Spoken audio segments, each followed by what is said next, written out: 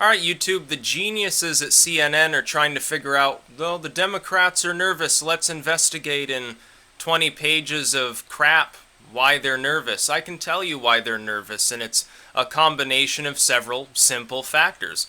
Number one, the Democrats, most of the down ballot Democrats, those that are up for election especially, their heads are spinning because they weren't expecting that Hillary Clinton, while scandal-plagued in the past, would have such a massive problem with scandals emerging while on the campaign trail. We've still got 52 days to go until the election, 3 debates to go until the election. A lot of swinging that can potentially happen in the polling before that occurs. And the DNC's been hit twice. The fundraising DCCC apparatus has been hit.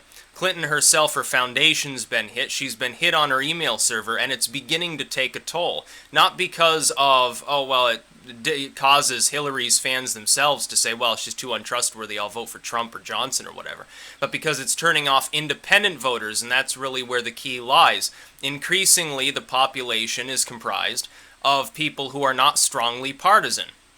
If they're supporting Hillary at all, it's soft support. If they're supporting Trump, it's soft support. Trump has already built a hardened alliance of voters that spans the majority of Republicans, certainly the would-be libertarian Ron Paul fringe, or at least a large part of it, a significant proportion of independent voters, and at least a slim minority of former Democrats, business Democrats, Reagan Democrats, into a hardened coalition comprising maybe 35% of those that will cast their ballots.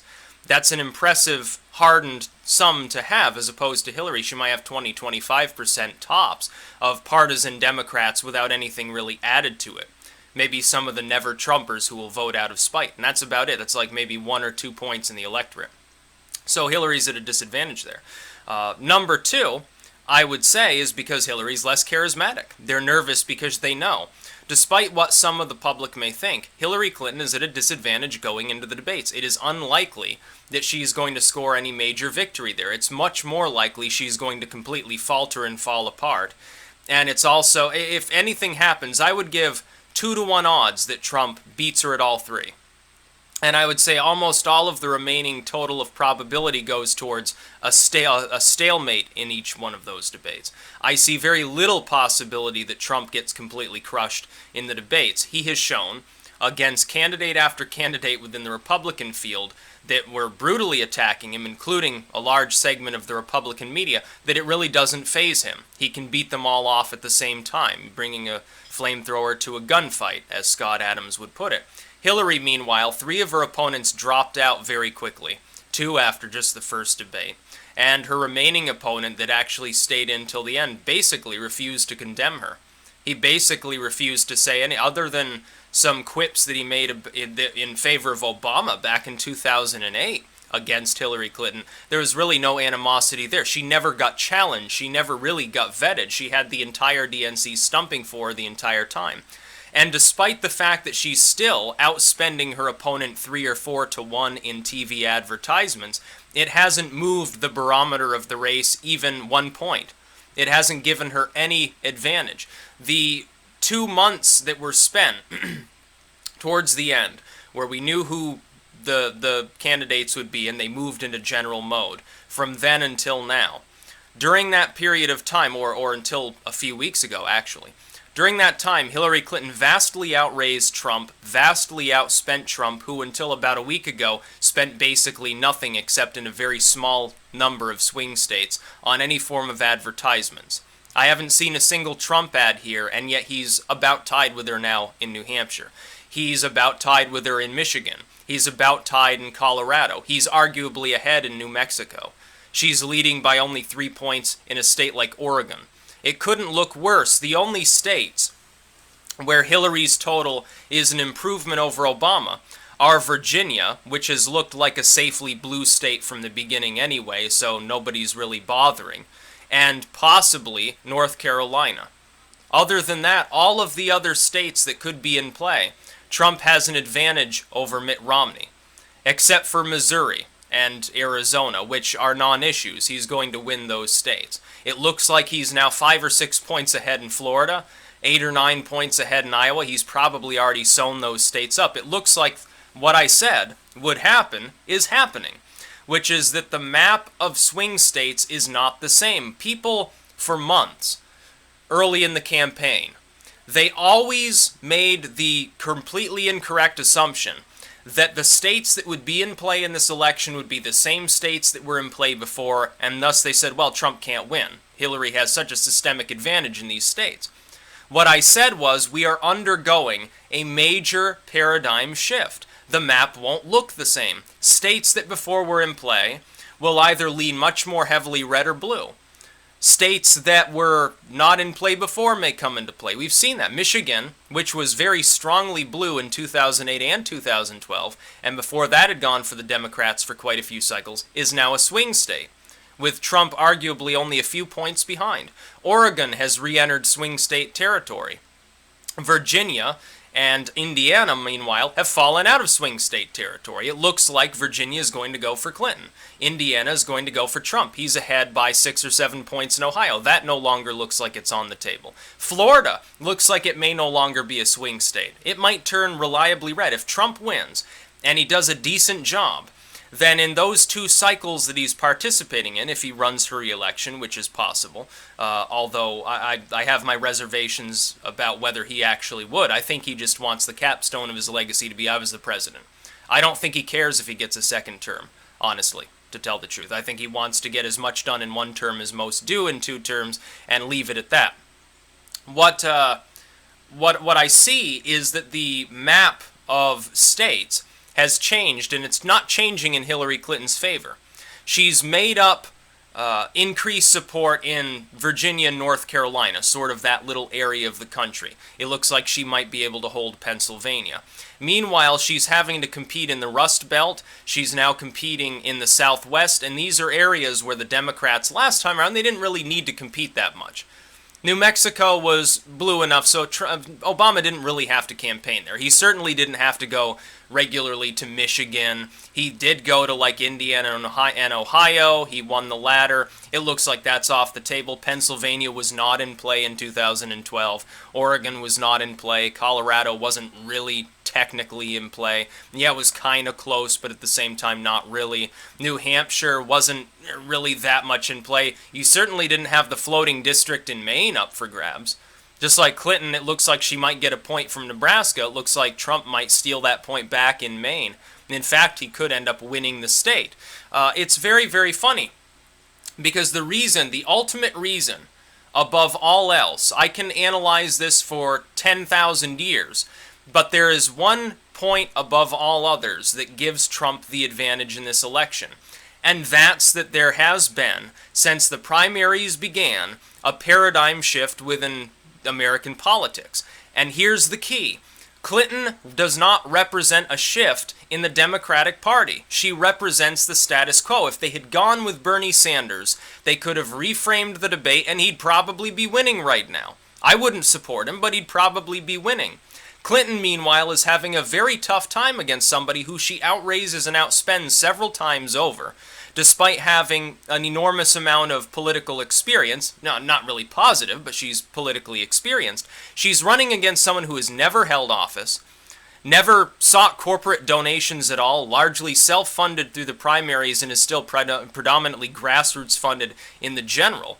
Somebody who has a penchant for sticking his foot in his mouth, supposedly, and yet she's now probably behind him. Why do you think this is? It's because you have a shift in politics at large, social politics, society at large. You also need a shift in the party in order for the party to survive the election. We've seen this before. When there's a paradigm shift, the candidate who seems at first fringe, like they can't win, they're out there, their ideas are weird and warped, ends up winning. It always ends up happening. Look at Ronald Reagan and what he did. He was far behind Jimmy Carter until a few weeks before the election was held, and he blew Carter out of the water. He was cast as an old man who was out of touch, somebody who was almost a McCarthyist, somebody who was a warmonger, somebody who didn't really know what he was doing. He didn't have enough experience, and he's going up against somebody who's been the president already. And he still won. Despite all of the negativity heaped on him, Carter presenting himself as, I'm sort of the quasi-religious face you can trust. I'm the nice guy. I'm the experienced guy. I know what I'm doing, folks. Just re-elect me. Reagan, meanwhile, comes out of nowhere, says, yeah, I was a lifeguard, and I was governor once, and that's basically my experience in life. And I made Chesterfield ads. And he ends up winning anyway. He gets remembered as being a good president. Now, I remember him as being an average president, of course, not remember, but I analyze him as being an average president. I look at Iran Contra or some of the other stuff that went on, and I say, yeah, he's kind of overrated. Then again, so is Bill Clinton. Bill Clinton represents much the same thing. He took the youth appeal that became necessary. He essentially took Reaganite politics, wrapped it up, called it liberalism, put a younger face on it, and that's how he won. That's all he did. He was better spoken, he was younger, and he was basically just a Reaganite Democrat. It was actually very funny. But the thing is, Hillary Clinton is not identified with the better parts of neoliberalism that allowed them to hold on to those business Democrats. She's seen, I don't see this as true, but she's perceived of as being further left, as being very pro-surveillance, very secretive, not forthcoming, very dishonest, a lot of political baggage. In an election cycle, where having political experience at all is no longer a good thing. In most elections, it's good to have political experience. Oh yeah, I was a senator, and I was a mayor and a governor, and now I've been in the House, and you know, maybe I was vice president or something. I got like 30 years experience in public service, so you should vote for me because I know what I'm doing.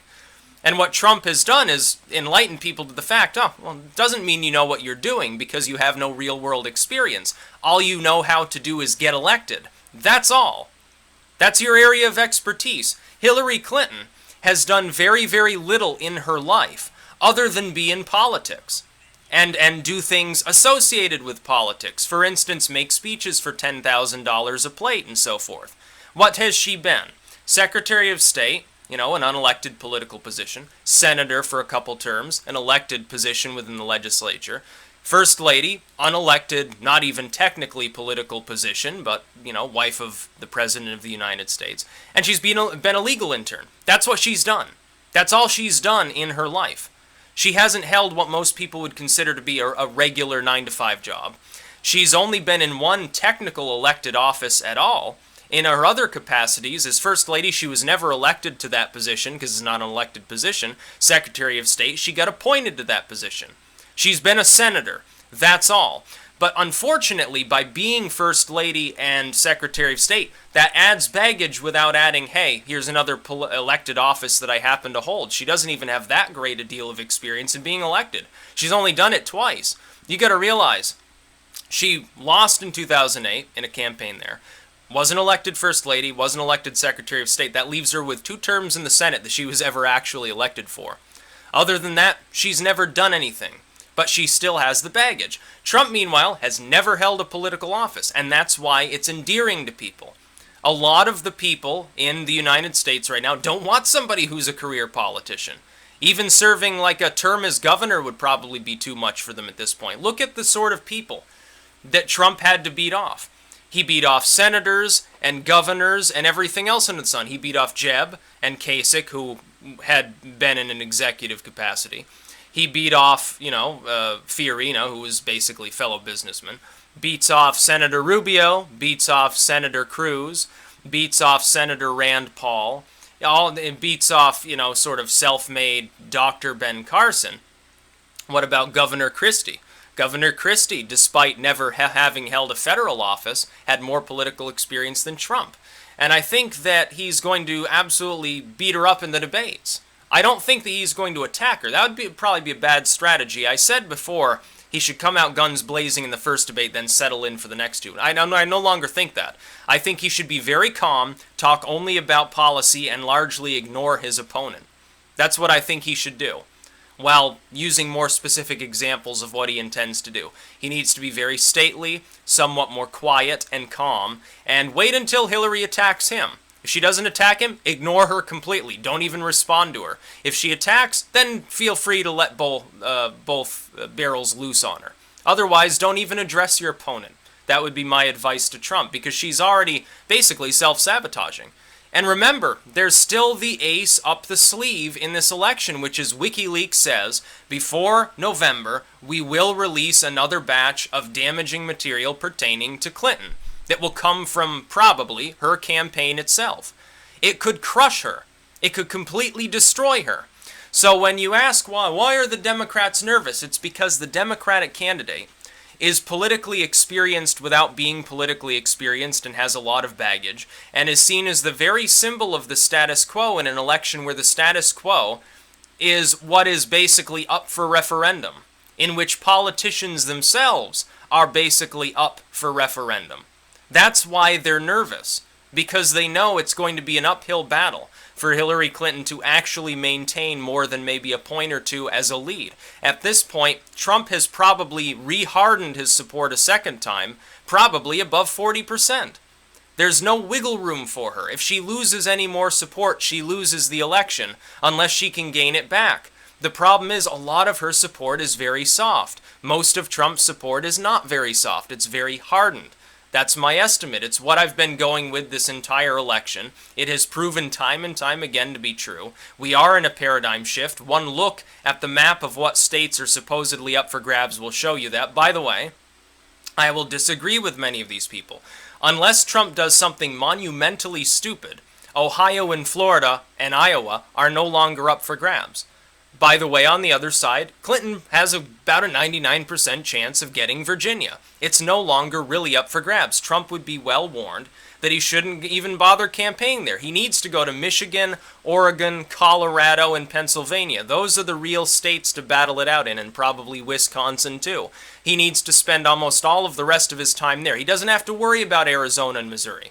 He obviously no longer has to worry about Utah. He probably doesn't need to campaign that much in Florida. Have a couple more rallies there, go to Tampa, go to Miami, and that's all you need to do. You've got the state of Florida. Taking Florida off the table along with Ohio is just about the biggest godsend that he could have asked for in this campaign. I'm very, very surprised he managed to solidify his hold on these states, plus add Iowa and probably now Nevada before the debates. I expected, again, he's outperforming the expectations that I based my assumption that he would win the election on. Anyone saying, oh, well, he's doomed, Clinton will I don't think so. I don't think that you're going to see a President Hillary Clinton. I think that by the time the next election cycle rolls around, she'll probably have died. She'll probably have stroked out or succumbed to Parkinson's or had massive systemic pneumonia that just riddles her lungs and she just passes out in her sleep and dies or something. That's what I believe. I don't think that after another 4 years she'll be even mentally capable of waging a campaign, even if she's physically fit. Trump, meanwhile, I believe is very likely to win this election. I do. And it's very, very funny to see all of the other pollsters and idiots there, all the talking heads, suddenly admit what I said all along. Gary Johnson and Jill Stein hurt Clinton a hell of a lot more than they hurt Trump. Yeah, they take some Trump supporters, the never-Trumpers, but they're taking more votes from Hillary Clinton, so yeah, wish them well.